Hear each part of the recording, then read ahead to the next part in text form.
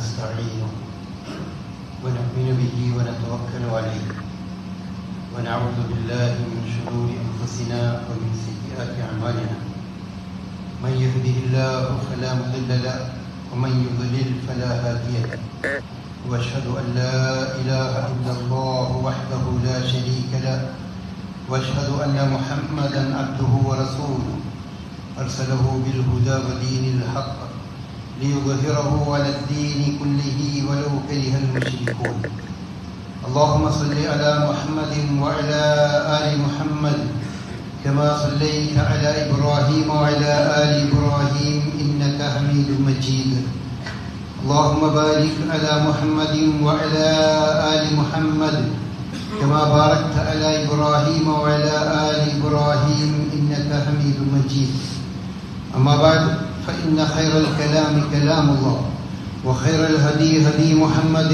صلى الله عليه وسلم وشر الأمور محدثاتها وكل محدثة بدعة يا أيها الذين آمنوا اتقوا الله حق تقاته ولا تموتن إلا وأنتم مسلمون أعوذ بالله من الشيطان الرجيم بسم الله الرحمن الرحيم إنا نحن نحيي الموتى ونكتب ما قدموا وآثارهم وكل شيء أحصيناه في إمام مبين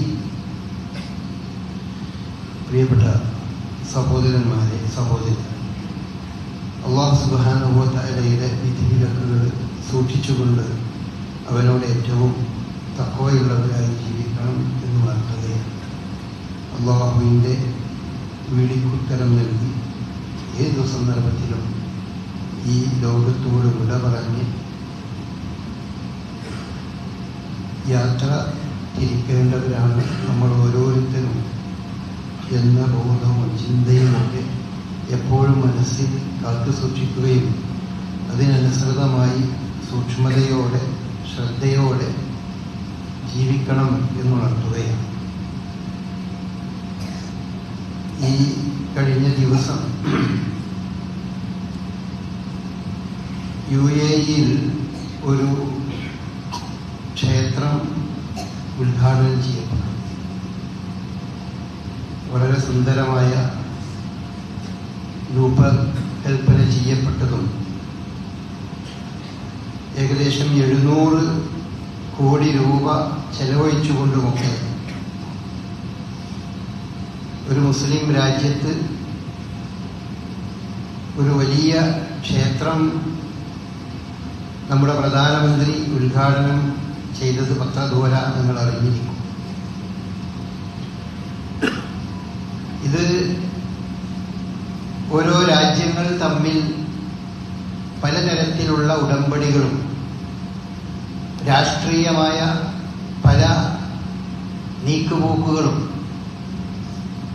അതിൻ്റെയൊക്കെ അടിസ്ഥാനത്തിൽ രാഷ്ട്രങ്ങൾ തമ്മിലുണ്ടാകുന്ന ഒരു നിലപാടുകളിൽ രൂപപ്പെട്ടുണ്ടാകുന്ന ഒരു കാര്യം. അതിൻ്റെ രാഷ്ട്രീയവും മറ്റു തലങ്ങളൊന്നും നമുക്കറിയില്ല. അത് പലപ്പോഴും പല രാഷ്ട്രങ്ങളും പല രീതിയിലും ഇങ്ങനെ പല കാര്യങ്ങളിലും വിട്ടുവീഴ്ചയും അതുപോലെ ഇങ്ങനെ സംഗതികളൊക്കെ രാഷ്ട്രങ്ങൾ തമ്മിൽ ചെയ്യാറുണ്ട്. ഇതും അതുപോലെയുള്ള ഒന്നായേക്കാം, നമുക്കറിയില്ല. അത് അതിൻ്റെ അധികാരികളും രാജാക്കളും അള്ളാഹുവുമായി ബന്ധപ്പെട്ട വിഷയമാണ്. സർവോപരി അതൊരു രാഷ്ട്രീയ തലം, അത് നമുക്ക് ചർച്ച ചെയ്യേണ്ട ആവശ്യമില്ല. ആ രാഷ്ട്രീയ വശത്തെ പറ്റിയല്ല ഞാനിവിടെ പറയുന്നത്. ഇവിടെ ഇതിൻ്റെ വീഡിയോകളും മറ്റുമൊക്കെ കാണുമ്പോൾ വിശ്വാസികളായ നമ്മുടെ മനസ്സിൽ രൂപപ്പെട്ടുണ്ടാകാൻ സാധ്യതയുള്ള ഒരു ലാഘവത്വം, ആ ലാഘവത്വത്തെ നമ്മൾ ഒരിക്കലും അങ്ങനെ ഒരവസ്ഥ നമുക്കുണ്ടാകാൻ പാടില്ല. അത് ഉണർത്തുകയാണ് പ്രധാനമായി ഞാൻ ഉദ്ദേശിക്കുന്നത്. അഥവാ പരിശുദ്ധ ഇസ്ലാമും മറ്റു ഇതര മതങ്ങളും ഇസങ്ങളുമായൊക്കെ വേറിട്ട് നിൽക്കുന്ന ഏറ്റവും സുപ്രധാനമായ കാര്യം ഇസ്ലാം മതത്തിന്റെ ഏകദൈവാരാധന എന്ന കാര്യം. തൗഹീദ് എന്ന് നമ്മൾ പറയുന്ന ലാ ഇലാഹ ഇല്ലല്ലാഹ് എന്ന വിശ്വാസമാണ് എല്ലാ മതങ്ങളിൽ നിന്നും മറ്റു എല്ലാ മനുഷ്യരിൽ നിന്നും വിശ്വാസിയെ, മുസ്ലിമിനെ വേർതിരിച്ചു നിർത്തുന്ന ഘടകം. ബാക്കിയുള്ള കാര്യങ്ങളൊക്കെ പലപ്പോഴും മറ്റു പല മതങ്ങളിലും നമ്മൾ കാണുന്നത് തന്നെയാണ്. വേറെ കുറേ കാര്യങ്ങൾ, പ്രവർത്തനങ്ങൾ, പലതരം ആരാധനകളുണ്ട്. അതുപോലെ തന്നെ ധാർമ്മിക മൂല്യങ്ങളുണ്ട്. മാതാപിതാക്കൾ അനുസരിക്കണം, അതുപോലെ നീതി നടപ്പാക്കണം, സത്യമേ പറയാവൂ, ഇങ്ങനെ ഒരുപാട് കാര്യങ്ങൾ. പലിശ പാടില്ല, ചൂതാട്ടം പാടില്ല, കട്ടെടുക്കാൻ പാടില്ല, കണ്ടുപിടിക്കാൻ പാടില്ല, വ്യഭിചരിക്കാൻ പാടില്ല എന്നൊക്കെ പറയുന്ന ഒരുപാട് മതങ്ങളും ഇസങ്ങളും അങ്ങനെ പലതുമുണ്ട്. ഒരു മതവും പറയാത്ത, എന്നാൽ ഇസ്ലാം മതം മാത്രം പറയുന്ന ഒരു കാര്യം, അത് ആരാധന, പൂജ, പ്രാർത്ഥന, അത് ലോകം സൃഷ്ടിച്ച സൃഷ്ടാവിനോട് മാത്രമേ പാടുള്ളൂ. ലോകം സൃഷ്ടിച്ച സൃഷ്ടാവുമായി മാത്രമേ നിങ്ങൾ പ്രാർത്ഥനയിലൂടെ ബന്ധപ്പെടാൻ പാടുള്ളൂ. അല്ലാത്ത മറ്റേത് സൃഷ്ടികളിലൂടെയും നിങ്ങൾക്ക് സൃഷ്ടാവിലേക്ക് പ്രാർത്ഥനയിലൂടെ ബന്ധപ്പെടാൻ പാടില്ല. അങ്ങനെ ചെയ്യുന്നത് ബഹുദൈവത്വമാണ്. ഏകദൈവത്വം എന്ന് പറഞ്ഞാൽ തൻ്റെ എന്ത് അഭൗതികമായ തൻ്റെ എല്ലാ കാര്യങ്ങളും അത് അള്ളാഹുവോട് മാത്രമേ പറയുകയുള്ളൂ എന്ന് തീരുമാനിക്കുകയും അത്തരം കാര്യങ്ങളിൽ അള്ളാഹുവിൻ്റെ മുമ്പിൽ മാത്രമേ തലകുനിക്കുകയുള്ളൂ എന്ന് ഉറക്കുകയും അതനുസരിച്ച് മാത്രം ജീവിതം മുന്നോട്ട് കൊണ്ടുപോവുകയും ചെയ്യുന്നവന് അത് മുസ്ലിങ്ങൾ മാത്രം. ബാക്കിയുള്ള എല്ലാ മതക്കാർക്കും അത്തരം സംഗതികളിലൊക്കെ ഒരുപാട്, എല്ലാ മതങ്ങളും സൃഷ്ടികളെ പൂജിക്കുന്നവരും സൃഷ്ടികളെ ആരാധിക്കുന്നവരും സൃഷ്ടികളോട് പ്രാർത്ഥിക്കുന്നവരുമായി മുസ്ലിങ്ങളല്ലാത്ത, ഇസ്ലാം അല്ലാത്ത മറ്റെല്ലാ മതങ്ങളിലും കാണാൻ കഴിയും. വേറെ ചില ഇസങ്ങളിൽ ദൈവം തന്നെ ഇല്ല എന്ന് വിചാരിക്കണം ആരെയും, അത്തരം ഒന്നുമില്ലാത്ത ദൈവനിഷേധികളും അങ്ങനെയുണ്ട്.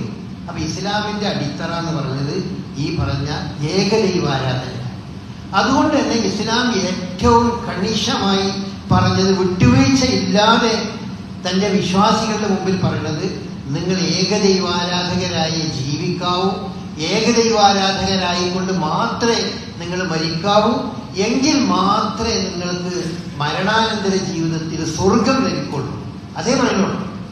ദുനിയാവിൽ ഈ ലോകത്ത് നിങ്ങൾക്ക് അതുണ്ടാകും ഇതുണ്ടാകും എന്നൊന്നും തരത്തിലുള്ള കാര്യങ്ങളല്ല. മരിച്ചു കഴിഞ്ഞാൽ സ്വർഗം കിട്ടണമെങ്കിൽ ഏകദൈവാരാധനയോടുകൂടി മരിക്കുന്ന ഒരാൾക്ക് സാധിക്കുള്ളൂ.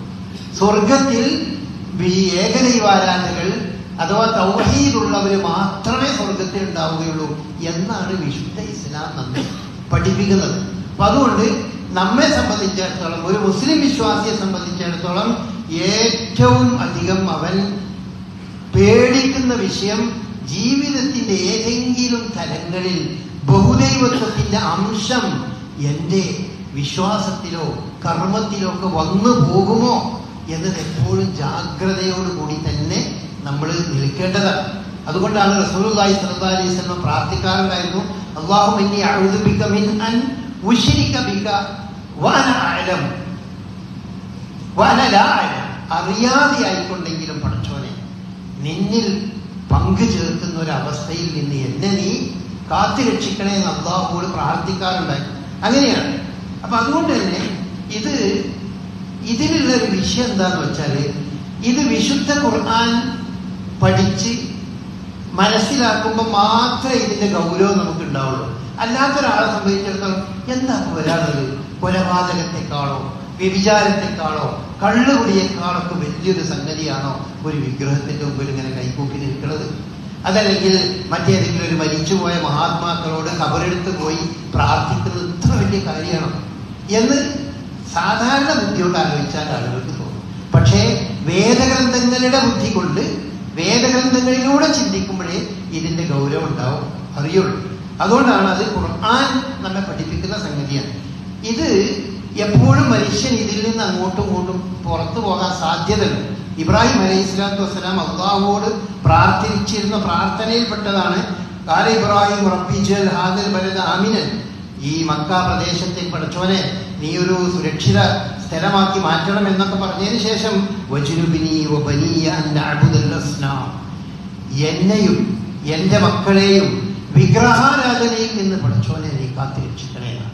അപ്പൊ ഇബ്രാഹിം നബി പോലും തൻ്റെ മക്കൾ പിൽക്കാലത്ത് വിഗ്രഹാരാധനയിലേക്ക് എത്തിയേക്കോ എന്നുള്ളതൊരു ജാഗ്രതയോടുകൂടി നോക്കിക്കണ്ടിരുന്നു. റസൂലുള്ളാഹി സ്വല്ലല്ലാഹു അലൈഹി വസല്ലമ പറയുകയുണ്ടായി, അള്ളാഹുവോട് പ്രാർത്ഥിക്കുകയുണ്ടായി, ലാ തജ്അലൂ ഖബരി വസനൻ യുഅബദ്, എന്റെ ഖബറിനെ നിങ്ങൾ ഒരു ആരാധിക്കപ്പെടുന്ന ഒരു വിഗ്രഹമാക്കി മാറ്റരുതേ എന്ന് റസൂലുള്ളാഹി സ്വല്ലല്ലാഹു അലൈഹി വസല്ലം പറഞ്ഞിരുന്നു. അങ്ങനെയാണ് അതിനെ സംബന്ധിച്ചുള്ളത്. എന്തുകൊണ്ടാന്ന് വെച്ചാൽ ലോകത്ത് വിശ്വാസികളിൽ അള്ളാഹുവിൽ വിശ്വസിക്കുന്ന ബഹുഭൂരിപക്ഷം ആളുകളും ബഹുദൈവ വിശ്വാസികളാണ്. വിശുദ്ധ ഖുർആൻ സൂറത്ത് യൂസുഫിന്റെ 106-ാം വചനത്തിൽ പറയുന്നുണ്ട്. ആ കാര്യങ്ങളൊക്കെ എടുത്ത് പറഞ്ഞുകൊണ്ട് വിശുദ്ധ ഖുർആൻ പറയുന്നതാണ് സൂറത്ത് യൂസുഫിന്റെ 106-ാം വചനത്തിൽ. അതായത് വമാ യുഅ്മിനു അക്സറുഹും ഇല്ലാ വഹും മുശ്രികൂൻ എന്നാണ്. അധിക മനുഷ്യന്മാരും അള്ളാഹുവിൽ വിശ്വസിക്കുന്നത് ബഹുദൈവ വിശ്വാസത്തോടു കൂടിയാണ്. ഇപ്പോ ദൈവത്തെ അംഗീകരിക്കാത്ത മതങ്ങളില്ലല്ലോ. മതങ്ങളായ മതങ്ങളൊക്കെ ഒരു ഏകദൈവത്തെ തന്നെ അംഗീകരിക്കുന്നവരാണ്. പ്രപഞ്ചം സൃഷ്ടിച്ച സൃഷ്ടാവ്, അങ്ങനെ ഒരു ദൈവമുണ്ട് എന്ന് മാത്രമല്ല, ആ ദൈവം എല്ലാം അറിയുന്നവനാണ്, കേൾക്കുന്നവനാണ് എന്നൊക്കെ സർവേശ്വരൻ എന്നോ ഭഗവാൻ എന്നോ അതല്ലെങ്കിൽ അതുപോലത്തെ ഓരോ മതങ്ങളും അവരുടേതായ ഭാഷയിൽ ഈ ദൈവത്തെ അംഗീകരിക്കുന്നുണ്ട്. അങ്ങനെ ദൈവത്തെ, സർവേശ്വരനെ, അള്ളാഹുവെ അംഗീകരിക്കുന്ന മതങ്ങളൊക്കെ തന്നെ ആ ദൈവത്തോട് മാത്രമേ പ്രാർത്ഥിക്കുള്ളൂ എന്ന് നിഷ്കർഷമില്ലാത്തവരാണ്. അതുകൊണ്ടാണ് വമാ യുഅ്മിനു അക്സറുഹും ബില്ലാഹി ഇല്ലാ വഹും മുശ്രികൂൻ എന്ന് വിശുദ്ധ ഖുർആൻ പറഞ്ഞത്. ശിർക്ക് വെച്ചുകൊണ്ടാണ് അധിക ആളുകളും അള്ളാഹുവിൽ വിശ്വസിക്കുന്നത് എന്നാണ് പറഞ്ഞത്. പിന്നെ റസൂലുള്ളാഹി സ്വല്ലല്ലാഹു അലൈഹി വസല്ലം പറയുണ്ടായി, ഈ ശിർക്ക് എന്ന് പറയുന്നത് അത് മുസ്ലിം ഉമ്മത്തിൽ മുസ്ലിങ്ങളുടെ ഇടയിൽ ഉണ്ടാകൂല എന്ന് വിചാരിക്കാൻ പറ്റില്ല. ഉണ്ടാവില്ല എന്ന് ഒരിക്കലും പറയാൻ പറ്റില്ല. റസൂലുള്ളാഹി സ്വല്ലല്ലാഹു അലൈഹി വസല്ലം പറഞ്ഞു, ലാ തഖൂമു സ്സഅത്ത് ഹത്താ തൽതരിബസ് അൽയാതു നിസാഇ ദൗസ് ഹൗല ദിൽ ഖിൽസ. ദിൽ ഖിൽസ എന്ന് പറഞ്ഞത് യമനിൽ ആരാധിച്ചുകൊണ്ടിരുന്ന, അവരൊക്കെ പൂജിക്കുന്ന ഒരു വിഗ്രഹത്തിന്റെ പേരാണ്. അപ്പൊ റസൂലുള്ളാഹി സ്വല്ലല്ലാഹു അലൈഹി വസല്ലം പറഞ്ഞു, ലോകം അവസാനിക്കൂല ഇങ്ങനൊന്നും സംഭവിക്കാതെ. എന്താണ്? ദൗസ് ഗോത്രത്തിലെ പെണ്ണുങ്ങൾ ദിൽഖിൽസ വിഗ്രഹത്തിന് ചുറ്റും ഡാൻസ് എടുക്കുന്ന ഒരു അവസ്ഥയിൽ എത്താതെ ലോകം അവസാനിക്കൂല. ലോകം അവസാനിക്കുന്നതിന് മുമ്പ് വിഗ്രഹങ്ങൾക്ക് മുമ്പിൽ നൃത്തമാടുന്ന, ഡാൻസ് എടുക്കുന്ന അവസ്ഥയിലേക്ക് മുസ്ലിം ഉമ്മത്തിൽപ്പെട്ട ആളുകൾ തന്നെ എത്തും എന്നാണ് റസൂലുള്ളാഹി പഠിപ്പിക്കുന്നത്. ലാ യദ്ഹബുൽ ലൈലു വന്നഹാർ, രാവും പകലും ഈ ലോകത്ത് നിന്ന് മറയുകയില്ല. ഹത്താ തുഅബദൽ ലാത്ത് വൽ ഉസ്സ, ലാത്തയും ഉസ്സയും ആരാധിക്കപ്പെടുന്ന അവസ്ഥ ഇവിടെ ഉണ്ടാവും.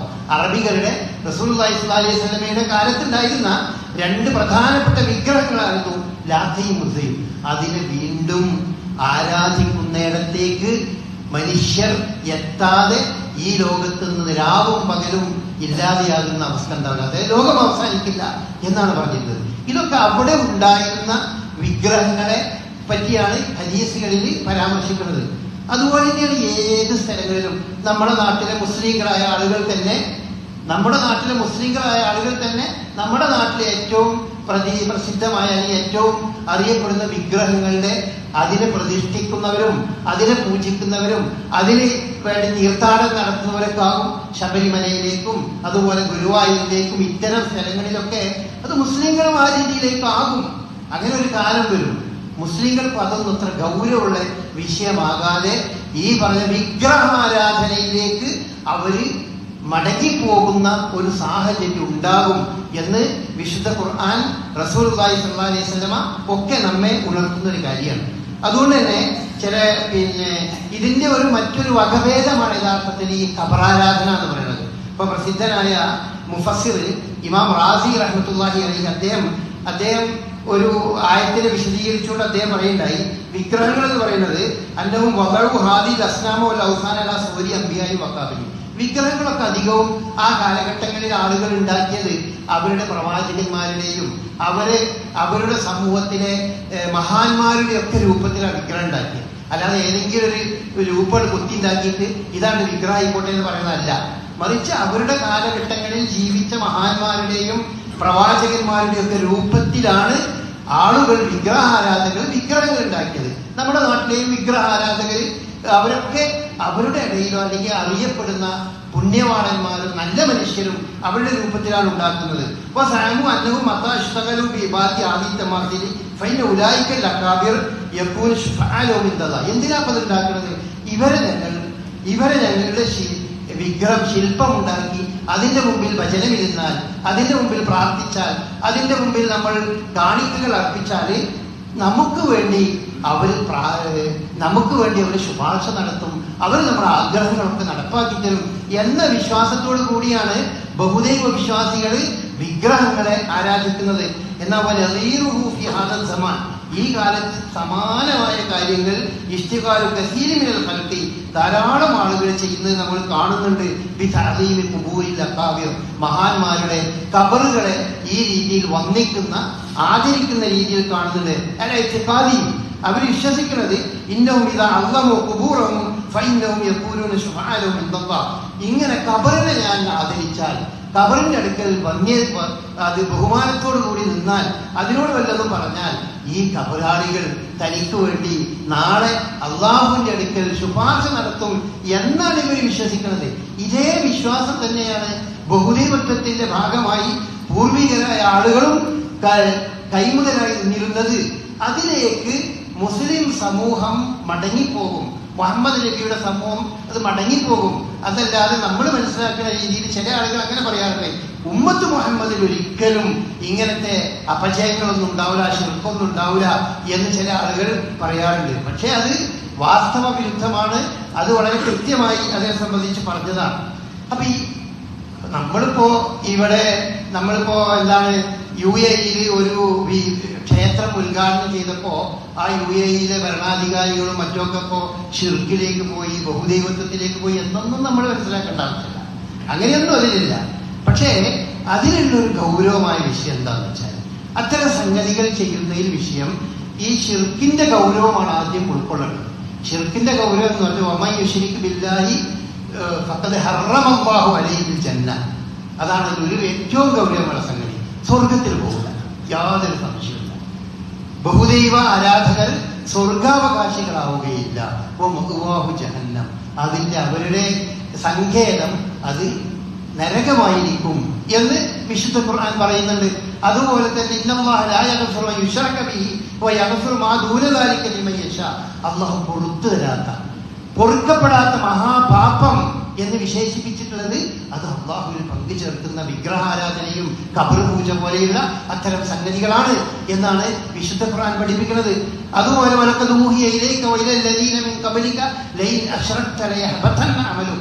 നിങ്ങൾ ഈ ഷിർക്കിൽ ബഹുദൈവത്വത്തിലേക്ക് പോയാൽ നിങ്ങളുടെ പ്രവർത്തനങ്ങൾക്ക് മരണാനന്തര ജീവിതത്തിൽ പ്രതിഫലം കിട്ടൂല, അതൊക്കെ നിഷ്ഫലമായി പോകും. ഇതൊന്നും ദുനിയാവത്തെ കാര്യമല്ല പറയണത്, ഇതൊന്നും ദുനിയാവത്തെ കാര്യമല്ല. അതുകൊണ്ട് ഇവിടെ അങ്ങനെയാവും ഇങ്ങനെയാവുന്നല്ലോ, ഒക്കെ മരിച്ചു ചെന്ന് കഴിഞ്ഞാൽ ഈ പ്രവർത്തനം നിങ്ങൾക്ക് വളരെ ദോഷകരമാകും. അത് ഷിർക്ക്, ഈ വിശ്വാസത്തോടു കൂടി അള്ളാഹു അല്ലാത്ത വിഗ്രഹങ്ങളോടും ദൈവങ്ങളോടും പ്രതിഷ്ഠകളോടും ഖബറിനോടും ഈ രീതിയിൽ പ്രാർത്ഥിക്കൊക്കെ ചെയ്യുന്ന ആളുകളുടെ അവസ്ഥയാണ് പറഞ്ഞിട്ടുള്ളത്.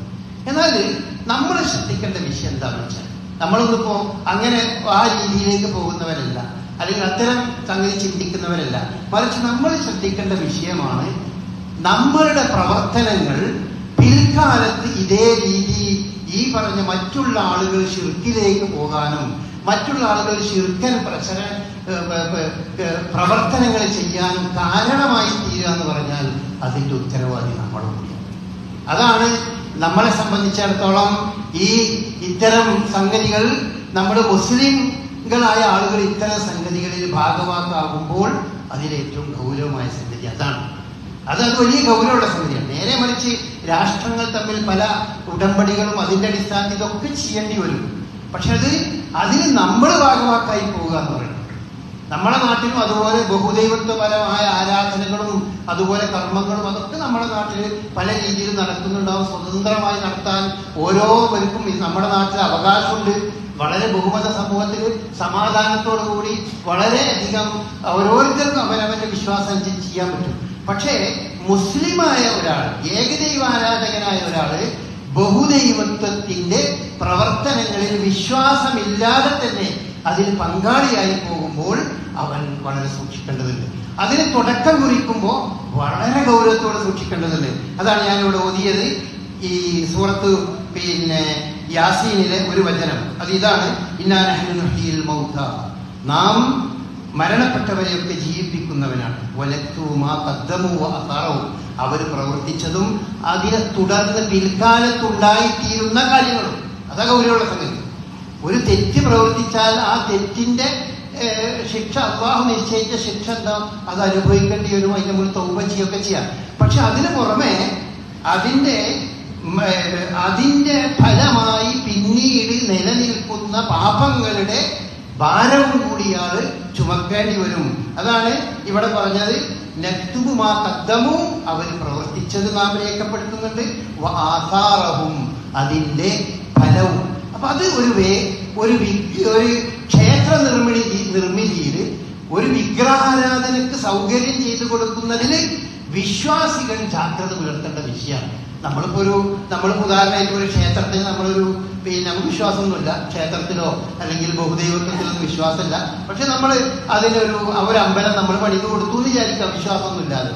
അത് പിൽക്കാലത്ത് അവിടെ വെച്ചുണ്ടാകുന്ന ബഹുദൈവത്വപരമായ കാര്യങ്ങൾ മരണാനന്തര ജീവിതത്തിൽ നമുക്ക് കൂടി അതിൻ്റെ പങ്കാളിത്തം ഉണ്ടാവും. അതാണ് ഇത്തരം സംഗതികളിൽ വളരെ ഗൗരവമായി നമ്മൾ ആലോചിക്കേണ്ട വിഷയം.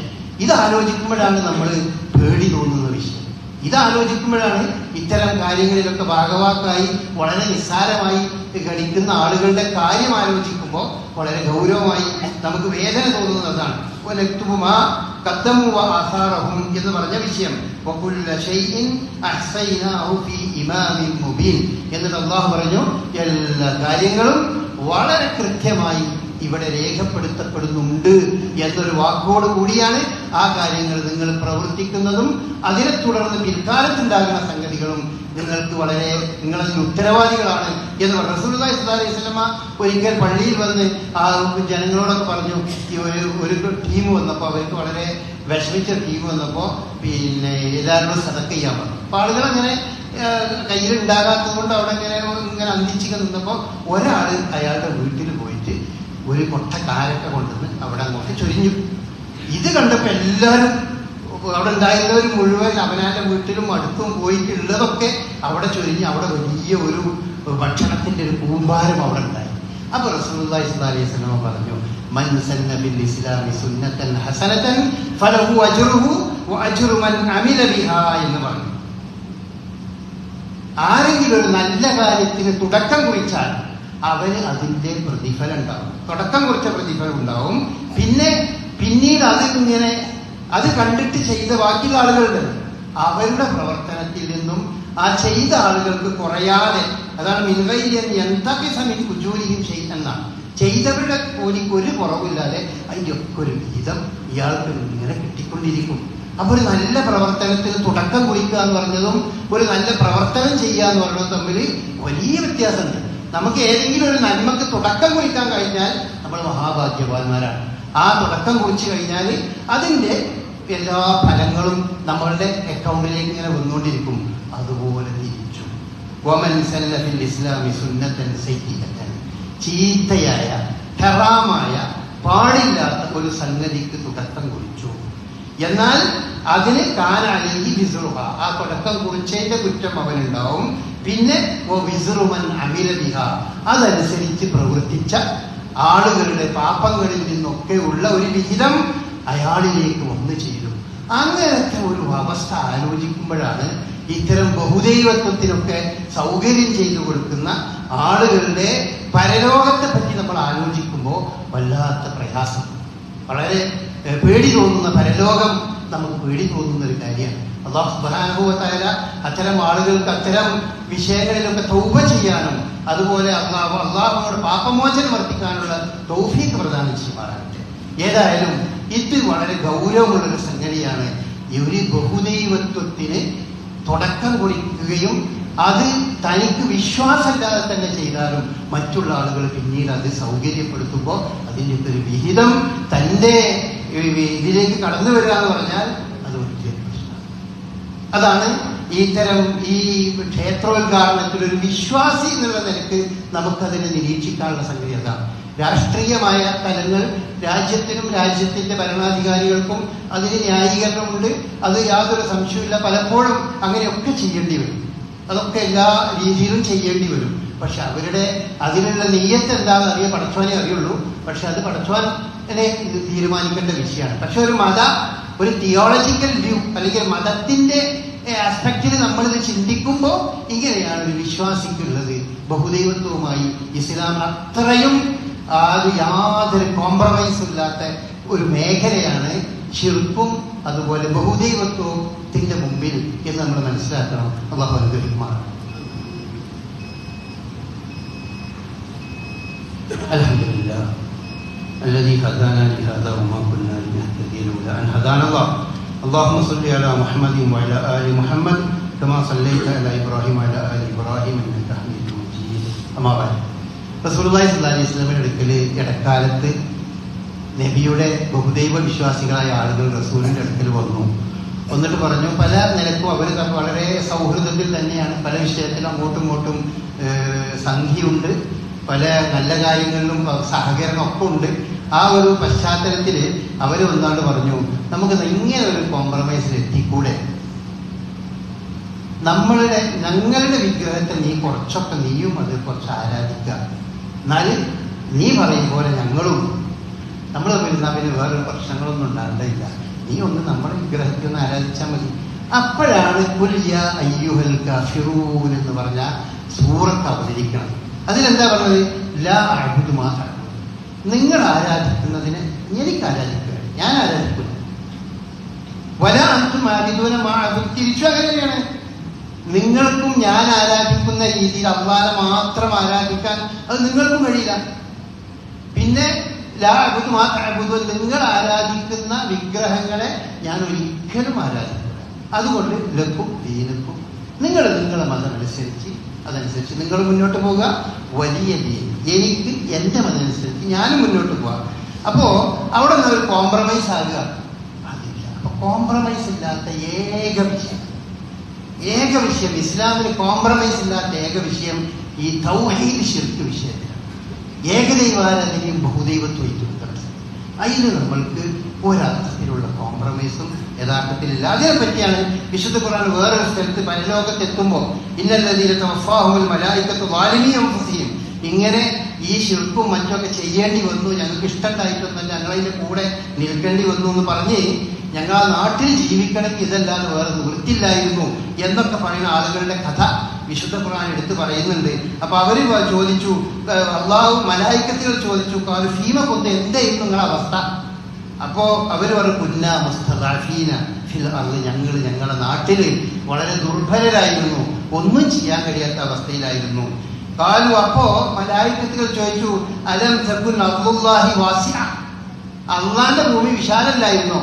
അവിടെ ദുർബലരായിരുന്നു പറഞ്ഞിങ്ങനെ കാത്തിരിക്കേണ്ടിയിരുന്നോ നിങ്ങള്? അങ്ങനത്തെ സന്ദർഭം കോംപ്രമൈസ് ചെയ്ത് അവിടെ നിൽക്കല്ല ചെയ്യേണ്ടത്. അപ്പൊ നിങ്ങൾ അതിനനുസരിച്ച് പലായനം ചെയ്യേണ്ട ഘട്ടം വന്ന പലർക്കും ഇന്നൊന്നും അങ്ങനെ പലായനം എന്ന് പറഞ്ഞ ഒരു പ്രാക്ടിക്കലായ സംഗതി ഒന്നല്ല. പക്ഷെ ആ കാലഘട്ടങ്ങളിൽ അത് വളരെ പലായനം ചെയ്യേണ്ട, ഒരു നാട്ടിൽ നിന്ന് ചിലപ്പോൾ മറ്റൊരു നാട്ടിലേക്ക് മാറി താമസിക്കേണ്ടി വരും. അവനവന്റെ വിശ്വാസവും തൗഹീദും ഏകദൈവാരാധനയും സംരക്ഷിച്ച് ജീവിക്കാൻ സാധിക്കുന്നില്ലെങ്കിൽ അത് ജീവിക്കാൻ സാധിക്കുന്ന സ്ഥലം അവിടേക്ക് മാറി നിൽക്കേണ്ടി വരും. അതെന്തായാലും ഉണ്ടാവും. നമ്മുടെ നാട്ടിൽ ഇന്ത്യ രാജ്യത്തും എവിടെയും എല്ലായിടത്തും ഉണ്ടാവും അത്. പക്ഷെ നമ്മൾ നിൽക്കുന്ന ആ കൂട്ടിൽ തന്നെ നമ്മൾ നിൽക്കണമെന്ന് വാശി പിടിച്ചാൽ ചിലപ്പോൾ നടത്തില്ലാന്ന് വരും. ചിലപ്പോൾ ഒന്ന് അങ്ങോട്ടോ ഇങ്ങോട്ടോ ഒക്കെ നീങ്ങിയാൽ നിങ്ങൾക്ക് അങ്ങോട്ടും ഇങ്ങോട്ടും പോയി. അങ്ങനെയാണെങ്കിൽ പോലും, നാട് വിടേണ്ടി വന്നാൽ പോലും നിങ്ങൾ ഈ വിഷയത്തിൽ ഒരു കോംപ്രമൈസ് ഉണ്ടാകരുത് എന്ന് പഠിപ്പിക്കപ്പെട്ട ഒരു സമുദായത്തിന്റെ ഒരു വിശ്വാസത്തിന്റെ അംഗങ്ങളിൽ നിന്ന് അവർ എത്ര വലിയ മനുഷ്യന്മാരായാലും ഈ ബഹുദൈവാരാധനയുടെ അതിന്റെ ഉദ്ഘാടനത്തിലും അതിന്റെ കാര്യങ്ങളിലൊക്കെ പങ്കാളികളാവുക എന്നത് അത് ഇസ്ലാമിന്റെ ദൃഷ്ടിയിൽ നമ്മൾ ആലോചിച്ച് നോക്കുമ്പോൾ വലിയ തെറ്റാണ്, പാടില്ലാത്തതാണ്. അത്തരം ക്ഷേത്രങ്ങൾക്കും അത്തരം ബഹുദൈവത്വത്തിൻ്റെ കേന്ദ്രങ്ങൾക്കൊക്കെ സ്വത്ത് വഖഫ് ചെയ്യുന്ന ആളുകളൊക്കെ സ്വത്ത് വഖഫ് ചെയ്യും. അതൊക്കെ വലിയ ഗൗരവമുള്ള വിഷയമാണ്. അള്ളാഹു കാത്ത് രക്ഷിക്കുമാറാകട്ടെ. അള്ളാഹു മുന്നിൽ നിന്ന് വന്നു പോകുന്ന ചെറുതും വലുതുമായ പോരായ്മകൾ, അബദ്ധങ്ങൾ അവൻ നമുക്ക് പുറത്തു മാപ്പാക്കി ഈ ലോകത്തും പരലോകത്തും സുഖവും സമാധാനവും സന്തോഷവും നൽകുന്ന ജീവിതം അവൻ പ്രദാനം ചെയ്യും. ربنا هب لنا من ازواجنا وذرياتنا قرة اعين واجعلنا للمتقين اماما. اللهم اعز الاسلام والمسلمين واذل الشرك والمشركين. اللهم اعز الاسلام والمسلمين واذل الشرك والمشركين. اللهم اعز الاسلام والمسلمين واذل الشرك والمشركين. ربنا تقبل منا انك انت السميع العليم وتب علينا انك انت التواب الرحيم. اللهم اجرنا من النار. اللهم اجرنا من النار. اللهم اجرنا من النار. ربنا اتنا في الدنيا حسنه